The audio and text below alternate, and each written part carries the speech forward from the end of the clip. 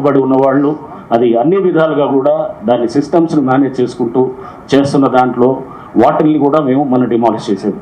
So ఉదాహరణకి ఒక hospital మన డిమాలిష్ చేసినటువంటి హాస్పిటల్ మీరు చూస్తే కనుక పోయిన సంవత్సరం అది ఆల్రెడీ ఒకసారి డిమాలిష్ అయింది. డిమాలిష్ అయిన తర్వాత అంటే వాళ్ళు ఫస్ట్ ఫ్లోర్ దాకా కడితే డిమాలిష్ చేశారు.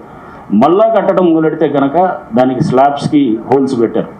అయినా ఆపకుండా మళ్ళీ మూడోసారి కూడా వాళ్ళు చేసినప్పుడు దానికి ఇది పవర్ కనెక్షన్ అది కరెంట్ కనెక్షన్ డిస్కనెక్ట్ చేయమని చెప్పి కూడా రాసిన తర్వాత వాళ్ళు కోర్టుకు వెళ్ళి మళ్ళీ తీసుకొని వచ్చేసి మొన్న డిమాలిష్ చేసాము.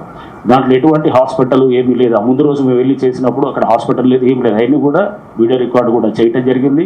అక్కడ బయటికి అది దాన్ని ఒక హాస్పిటల్లో దాంట్లో పేషెంట్స్ ఉన్నారనే విధంగా దాన్ని బయటికి ప్రొజెక్ట్ చేస్తూ దాని వెనకాల మీ అందరూ కూడా మీరు చూడాల్సింది ఏంటంటే ఇవన్నీ చేసేది మామూలు వాడు చేయడు. సామాన్య మధ్యతరగతి వాడు ఒక పేదవాడు ఎవడు కూడా ఇట్లాంటివి చేయడు. ఇది చేసేది అక్కడ వెనకాల ఉండేవాడు బలవంతుడే అక్కడ చేయగలుగుతాడు అన్నమాట. అది చేసి అతను ఏదైనా కానీ నేను మేనేజ్ చేసుకోగలుగుతాను, అన్ని వ్యవస్థలు నా చేతిలో ఉన్నాయన్నట్టు ఒక ధైర్యం ధీమాతుడు చేస్తుంటే అక్కడ అధికారులంతా కూడా దానికి ఏంటంటే దాన్ని ఆ బిల్డింగ్ని డిమాలిష్ చేయడానికి చేసిన అటువంటి ప్రయత్నం గురించి నేను చెప్తాను. సేమ్ అట్లానే అక్కడ అమీన్పూర్లో మీరు చూస్తే ఇంకా అక్కడ కూడా చాలా విల్లాస్ కూడా మనం డిమాలిష్ చేసాం.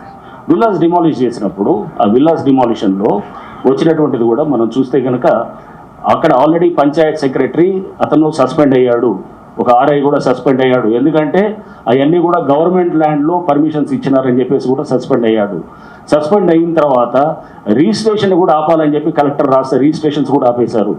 ఆ బిల్డర్ అక్కడ ఉన్నటువంటి అతను మాధవ్ రెడ్డి ఏదో ఉన్నది అతను ఇంకో కోటేశ్వరరావు అని చెప్పేసి వాళ్ళు కొంతమంది వీళ్ళ వెనకాల అక్కడ లోకల్గా అక్కడ ఉన్నటువంటి ఒక పొలిటికల్గా ఉండే అతను వీళ్ళందరూ కలిసి మళ్ళీ కోర్టుకు వెళ్ళి రిజిస్ట్రేషన్స్ని